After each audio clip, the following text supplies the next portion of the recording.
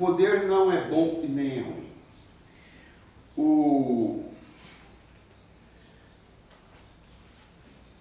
O que é bom e ruim? Bom, isso são qualificações que a gente usa e geralmente estão ligadas a questões morais, não é?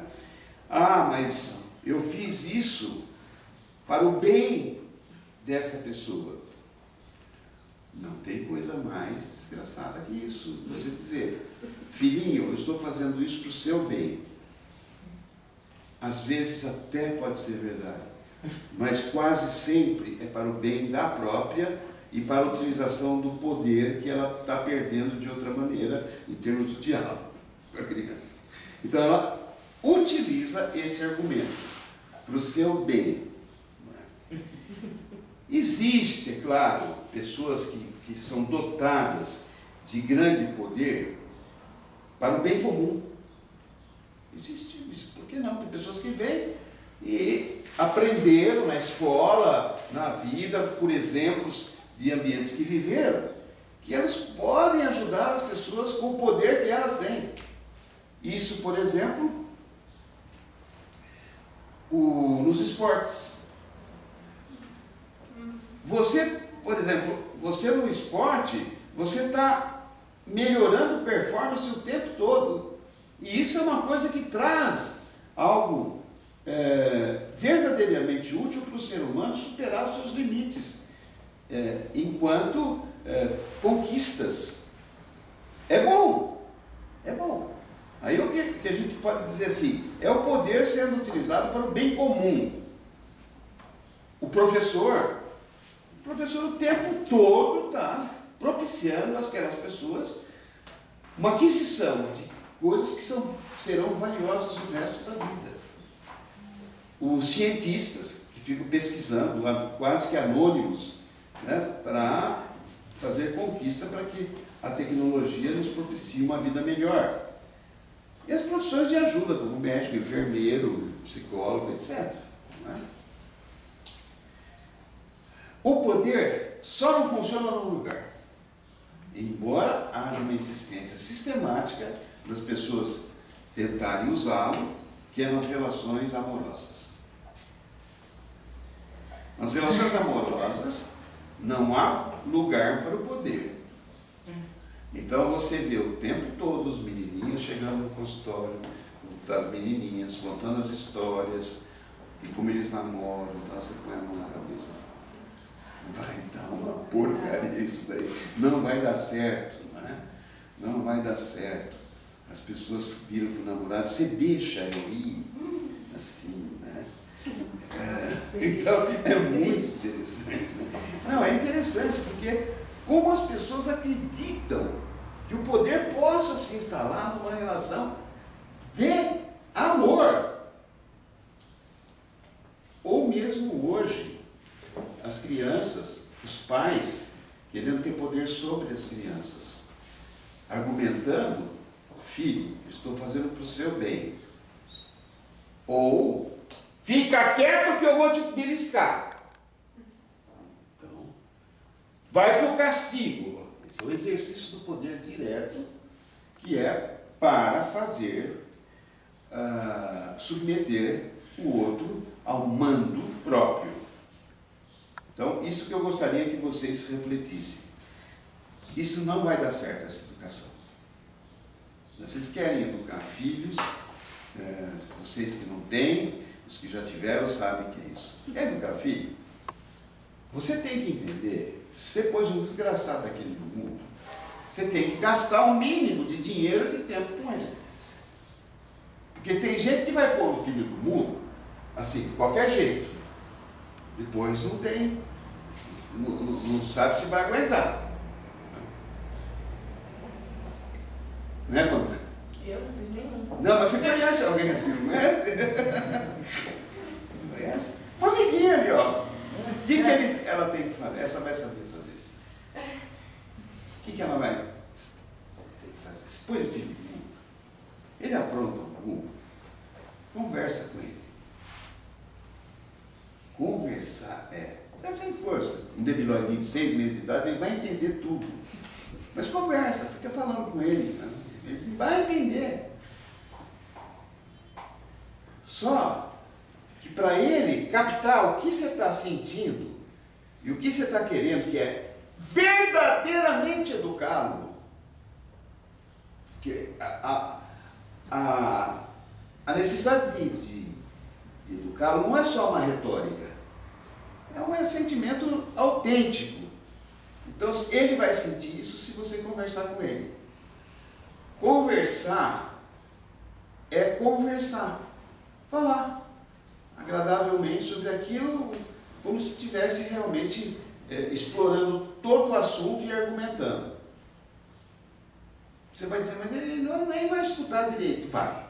Se você deixar, se ele depois disso não se comportar como seria adequado para ele estar se comportando naquela situação, não para aquilo que você quer. Você pode fazer a leitura das adequações, mas ele não está se comportando como devia. O que você vai fazer? Você já conversou, já explicou? Simplesmente vira as costas, você já deu o seu tempo para ele. Eu sempre falo que os terapeutas não têm obrigação nenhuma dos pacientes aprenderem ou não sobre aquilo que eles conversam na sala. Certo, nós não somos deuses para fazer com que uma pessoa enxergue. Agora, se você não quer enxergar, é logo, até a próxima sessão ou nunca. Entendeu? Para a criança você não pode dizer nunca.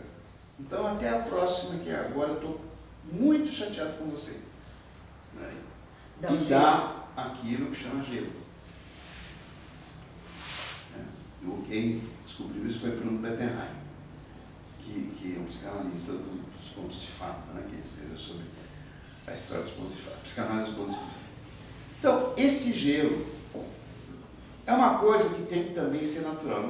Eu já vi mãe tentando fazer isso.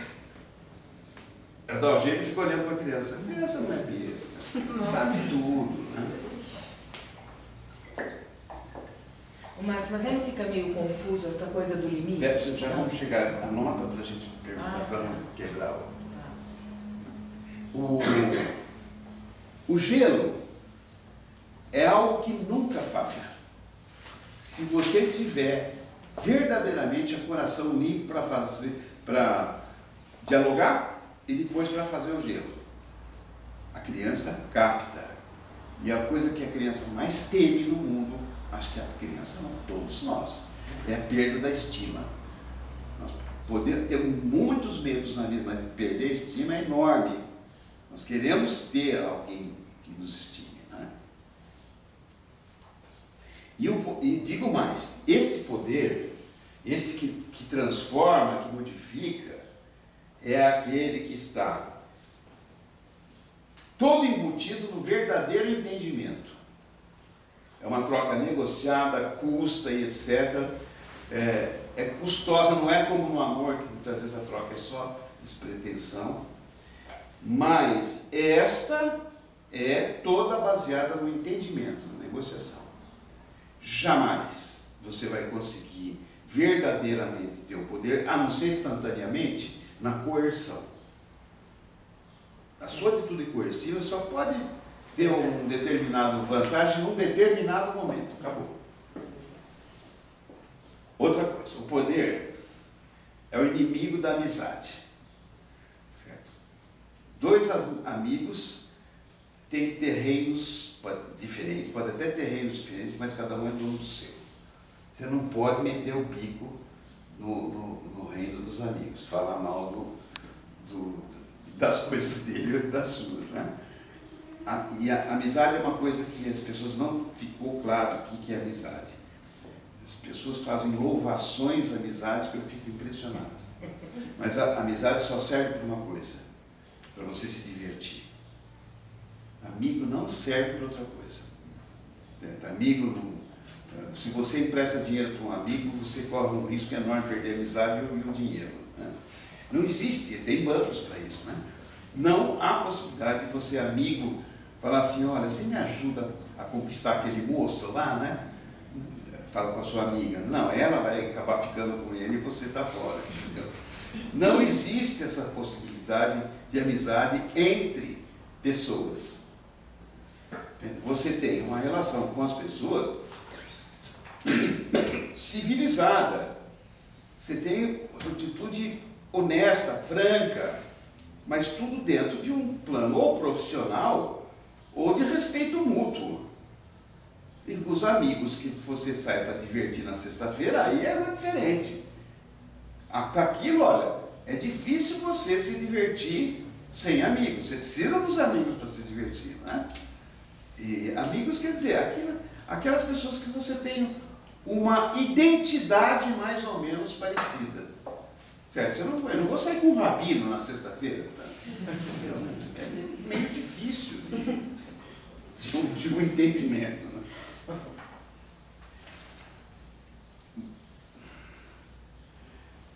Eu gostaria de falar uma coisa para vocês. Eu gostaria de falar do poder da arte no final de tudo, né? A arte talvez seja a coisa mais poderosa que existe para mexer com o ser humano, com esse córtex do ser humano, né? Então, eu sempre aproveito nas comunicações, falar um pouquinho de arte, sobre os artistas, né? Hoje eu gostaria de falar um pouquinho sobre alguns artistas que trazem em si uma característica que vocês batem o olho e falam, esse é desse pintor. Van Gogh, por exemplo, bate os olhos e sabe mais ou menos. Então, eu chamei isso do estilo das coisas, né? Então, vamos acompanhar o estilo das coisas. O primeiro, se o plano de fundo do quadro, da tela que você está vendo, né, for escuro, e todo mundo está com cara de tortura, é quadro do Tiziano, da Escola de Veneza. Não é? Vamos ver o próximo. Se todo mundo tem bunda grande, é do Rubens. É Rubens, maravilha. Se todos os homens têm olho de vaca e parece dona de casa, é do Caravaggio.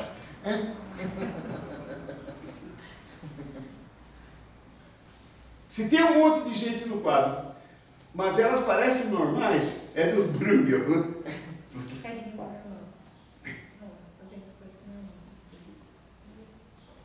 Próximo. Se todo mundo parece um mendigo iluminado por um poste, é Rembrandt. Vai.